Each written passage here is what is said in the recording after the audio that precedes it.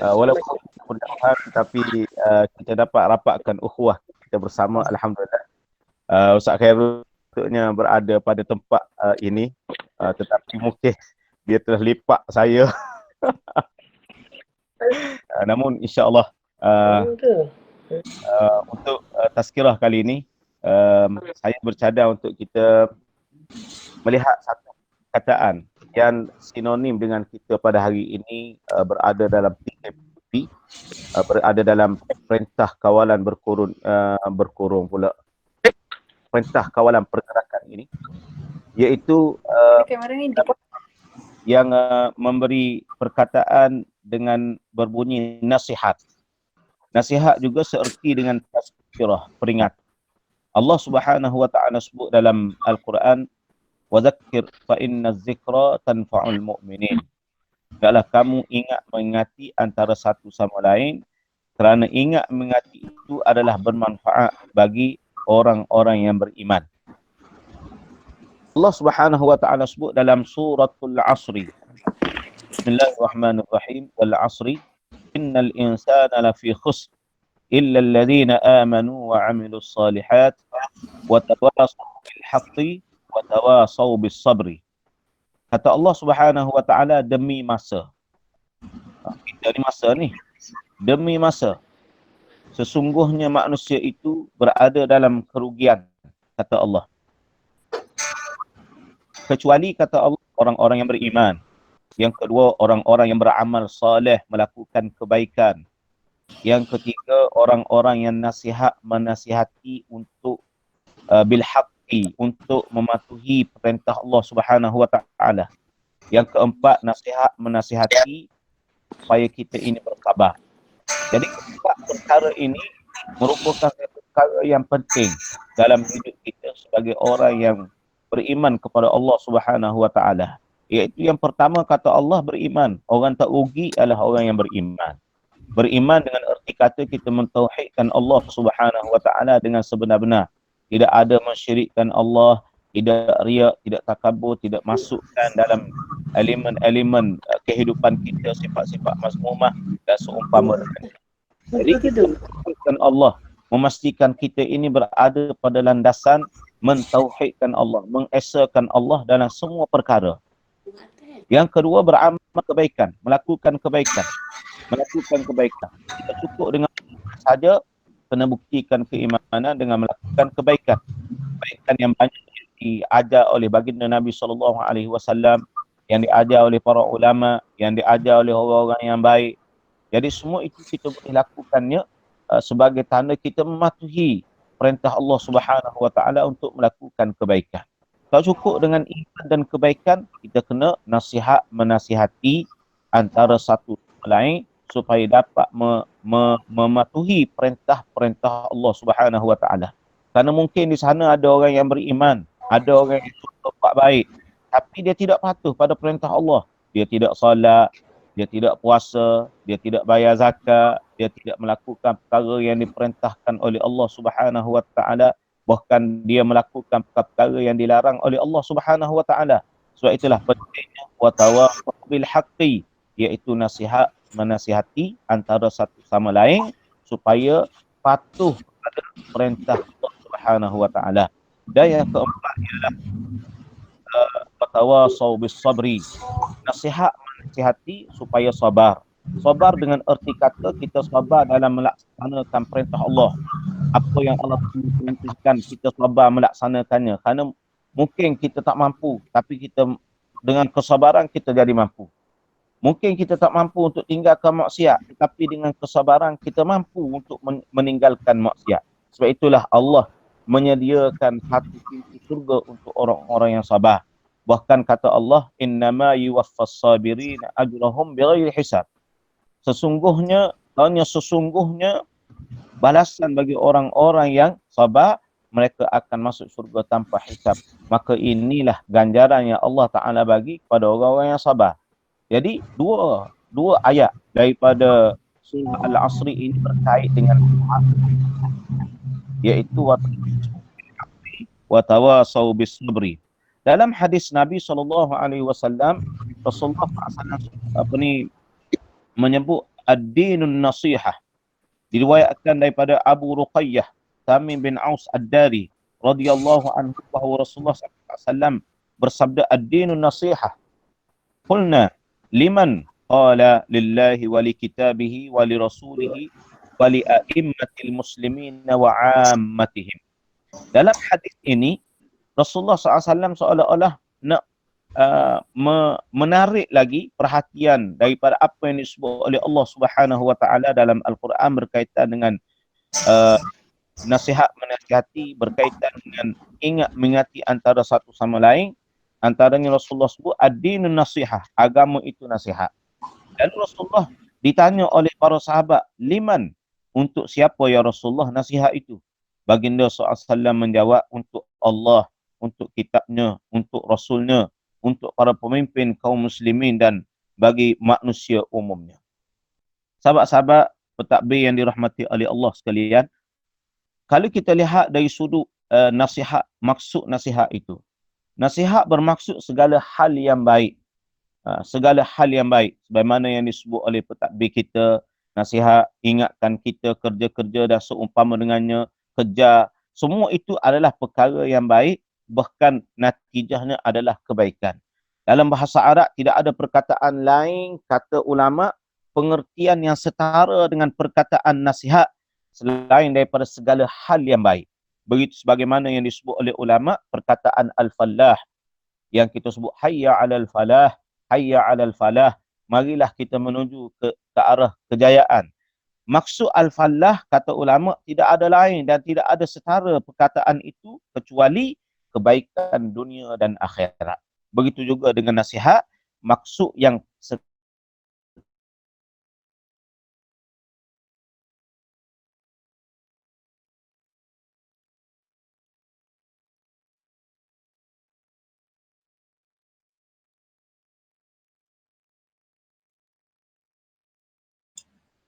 Maaf, secara terkendala. Bagi laluan iklan. Yang wajib dilihat. Okey. Okey ke? Okey. Jadi semua ini kata, bagi pandangan Imam Nawawi mesti dipatuhi supaya ianya berada pada kewajipan memberi nasihat, iaitu nasihat itu nasihat yang akan diterima, suruhan yang akan dipatuhi dan dirinya tidak terancam. Semua ini merupakan satu syarat-syarat yang menyebabkan seseorang itu wajib memberi nasihat. Seterusnya berkaitan dengan penafsiran hadis.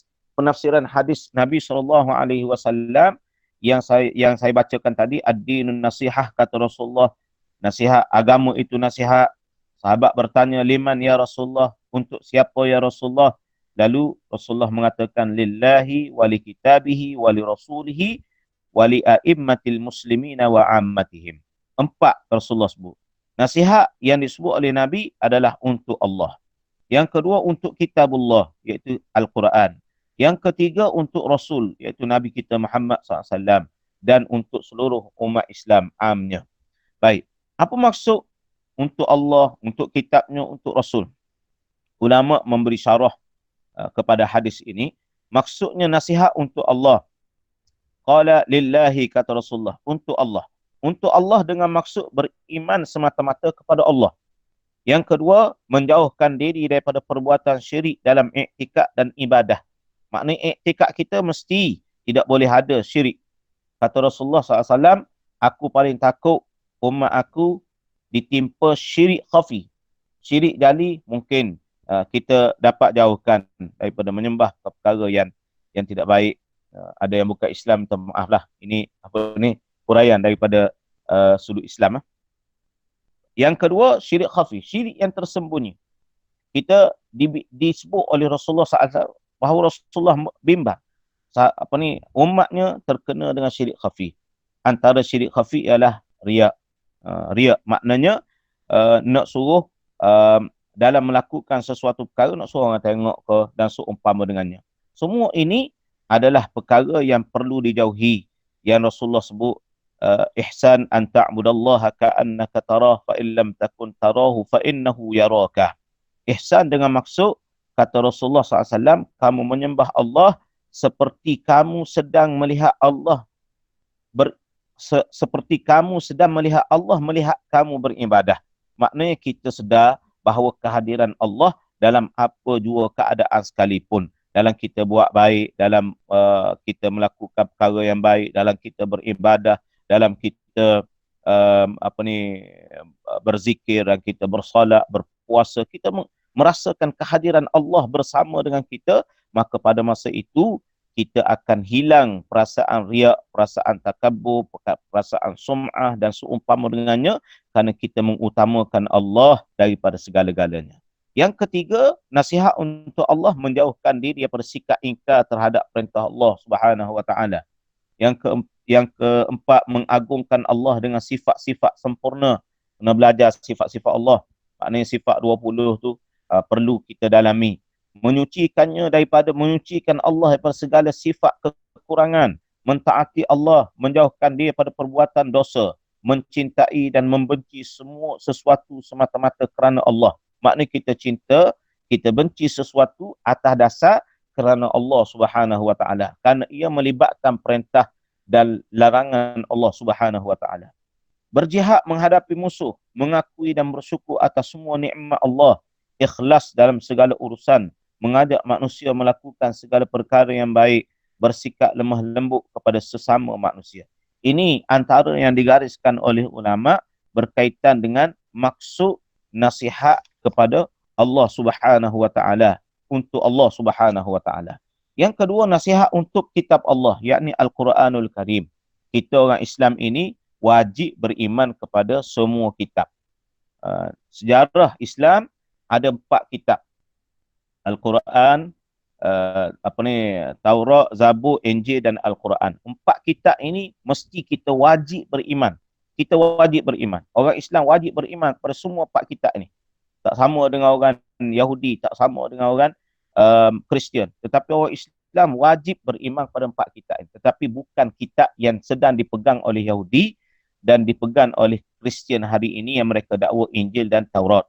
Tetapi kitab yang asal, kerana ianya adalah kalamullah. Selain daripada kita juga beriman kepada suhuf. Suhuf ni ada 100 suhuf yang dibahagikan oleh Allah kepada beberapa orang rasul. Baik. Khusus pada hadis ini Rasulullah sebut nasihat untuk kitabnya, iaitu Al-Quranul Karim. Maksudnya ialah beriman kepada kitab-kitab Allah Subhanahu wa taala. Untuk kitab Allah Subhanahu wa taala. Beriman pada kitab-kitab Allah. Yang kedua, beramal mengikut petunjuk dan pengajaran Al-Quran, kitab. Yang ketiga, dia mulia dan ditinggikan kehormatannya dengan memandang keutamaannya daripada segala kitab lain. Yang keempat, yakin pedomannya adalah panduan hidup untuk selamanya di segala tempat dan zaman. Sebagaimana kita baca awal surah Al-Baqarah, Alif Lam Mim, Zalikal Kitabu la raiba fi. Tidak ada apa-apa keraguan padanya, walaupun satu huruf, walaupun satu ayat, bahkan seluruh Al-Quran. Yang seterusnya, yang kelima, membaca ayatnya dengan cara yang betul. Maknanya kita kena belajar. Belajar Al-Quran ini wajib. Belajar Al-Quran ini wajib bagi yang tidak boleh baca Quran. Wajib belajar. Lepas tu, bila belajar Al-Quran ini wajib, belajar tajwid adalah fardu kifayah. Tetapi membaca Al-Quran itu adalah wajib dengan tajwid. Jadi hukumnya apa? Hukumnya belajar Quran wajib, belajar tajwid pun jadi wajib juga. Ma la yatimul wajib illa bihi fahuwa wajibun. Tidak sempurna sesuatu perkara yang wajib kecuali dengannya, maka ia menjadi wajib juga. Walaupun belajar tajwid itu fardu kifayah, tetapi baca Quran dengan tajwid adalah wajib, maka belajar tajwid juga menjadi wajib. Jadi baca Quran dengan cara yang betul. Memahami maksud ayat Al-Quran, maknanya belajar tafsir Al-Quran. Mencari rahsia dan memerhati hukum yang ada dalam Al-Quran. Mendalami ilmu pengetahuan tentang Al-Quran. Berubah untuk menyesuaikan diri dengan pengajaran Al-Quran. Ini antara yang digariskan dalam syarah oleh ulama berkaitan dengan nasihat untuk kitab Allah Subhanahu wa taala. Kitab-kitab yang Allah Taala turunkan kepada para rasul, suhuf-suhuf yang Allah Taala turunkan kepada rasul, semuanya itu menjurus ke arah nasihat supaya kembali kepada Allah Subhanahu wa taala. Baik, seterusnya yang ketiga, nasihat untuk rasulnya. Wali rasulihi, nasihat untuk rasulnya, iaitu kata ulama membenarkan kerasulan, makna beriman kepada Nabi SAW. Rasulullah SAW sebut dalam hadis, sesiapa yang mengetahui bahawa aku ini pesuruh Allah tetapi dia tidak mahu beriman kepada aku berkaitan dengan kerasulan aku, maka mereka wajib masuk neraka, kata Nabi SAW.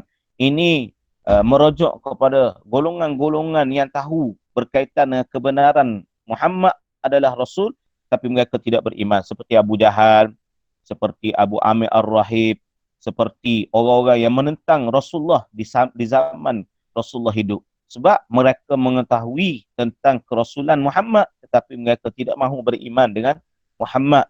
Ramai di kalangan mereka. Abu Jahal sendiri bukan tidak tahu bahawa Rasulullah itu adalah, Muhammad itu adalah pesuruh Allah, tetapi dia degil, keras kepala kerana takut hilang jawatan, takut hilang pangkat dan seumpamanya. Sanggup Abu Jahal dan juga yang mengikuti Umayyah bin Khalaf dan seumpama dengannya sanggup tidak mahu membenarkan kenabian Muhammad SAW.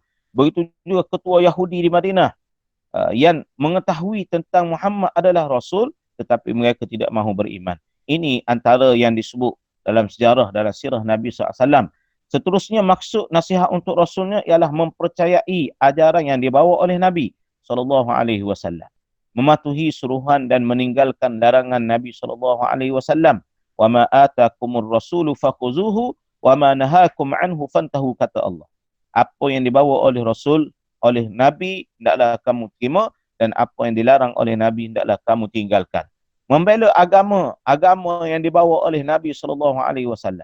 Memusuhi siapa yang melawan Nabi SAW. Mencintai siapa yang mencintai Nabi SAW.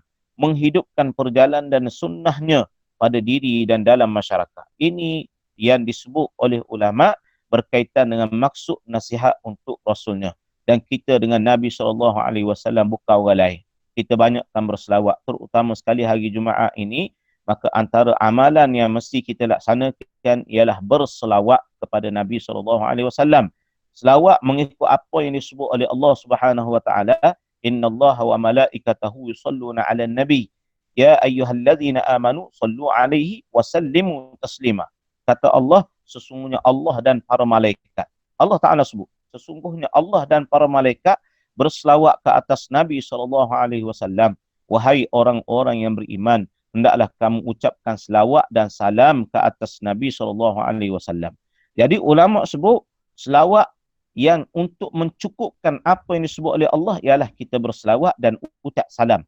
Allahumma salli wa sallim. Ulama sebut Allahumma salli wa sallim wa barik ala sayyidina Muhammadin wa ala ali wa sahbihi. Maknanya sebut Allahumma salli wa sallim.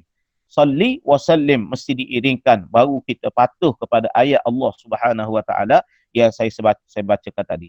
Dan ulama menyebut selawat yang paling afdal sekali adalah selawat Ibrahimiyah, iaitu Allahumma salli ala sayyidina Muhammad wa ala ali sayyidina Muhammad kama sallaita ala sayyidina Ibrahim wa ala ali sayyidina Ibrahim ila akhir, seperti yang kita baca dalam tahiyyat akhir. Ulama membahaskan apakah perlu kita sebut sayyidina ataupun tidak. Kita sebut sayyidina, kita mentazim, kita menghormati Rasulullah SAW. Kita tidak sebut sayyidina, kita mengikut apa yang diajar cara berselawat oleh Nabi SAW. Jadi dua-dua itu tidak menjadi khilaf, dua-dua boleh pakai. Jadi tak perlu kita bahas berkaitan dengan perkara itu. Yang penting kita selawat. Kita tahu bagaimana untuk berselawat. Bahkan selawat Ibrahimiyah, kata ulama, sesiapa yang bernazar untuk berselawat ke atas Nabi SAW, sekiranya dia dapat sesuatu yang diimpikan, maka dia tidak lepas nazarnya kecuali dengan selawat Ibrahimiyah. Itu antara dalil bahawa selawat Ibrahimiyah adalah selawat yang terbaik. Dan banyak lagi selawat-selawat yang diajar oleh para ulama, selawat tafrijiyah, selawat syifa.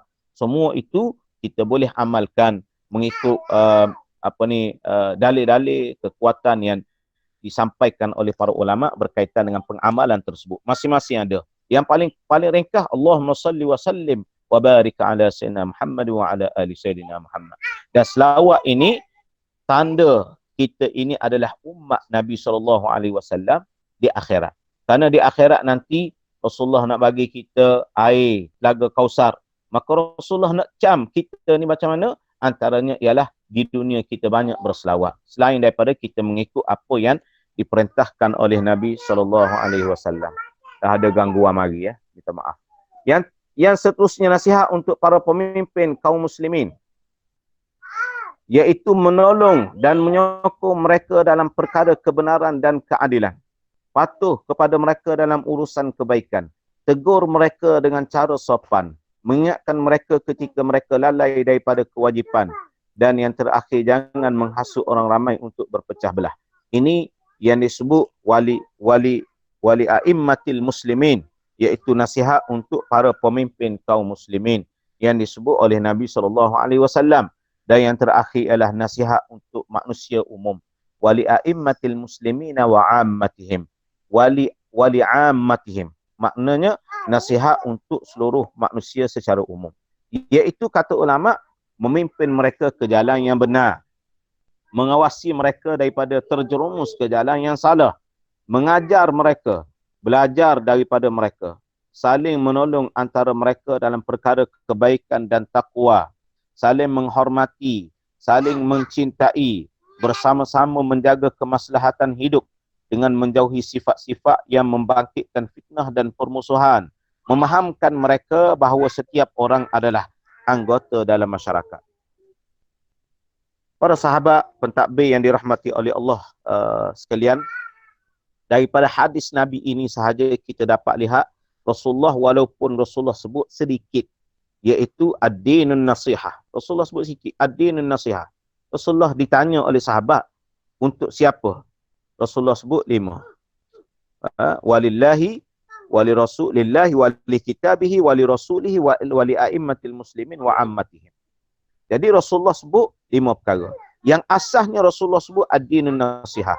Ini adalah salah satu daripada yang disebut i'jaz yang Allah Ta'ala bagi kepada Nabi SAW. Walaupun Rasulullah sebut sikit, tetapi ia mempunyai maksud yang sangat luas. Dalam hadis ni kita tengok untuk Allah, untuk kitab, untuk Rasul, untuk seluruh orang Islam, wa ammatihim, termasuk orang bukan Islam.